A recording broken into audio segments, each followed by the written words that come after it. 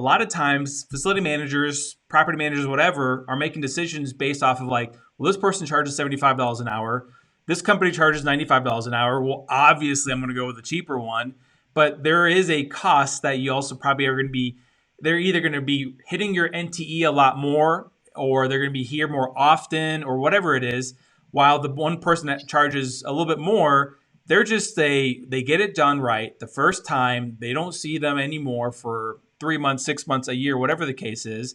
And though you pay a little bit more, you're not constantly on the phone trying to get another technician out there. Exactly. So that I think we have to realize, and the FMs are smart enough, they know that too, but it's the pressures that they're receiving from the C-suite that is forcing their hand. And that's the only reason why is because they don't have the data to uphold that established belief, right? Yep. And who knows though? Maybe the metrics are going to tell you something different. That in the long run, I do end up saving money, but is the hassle worth it all? Who knows?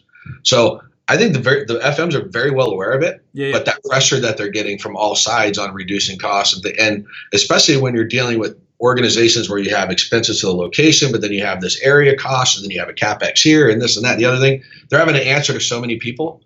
Those pressures are forcing their hand to make those decisions. So then do you think with what you're doing, where you're providing enough data, educating the facility manager on how to use this data, do you think that's going to start giving them more firepower, if you will, to have these strategic conversations from the C-suite types of managers above them?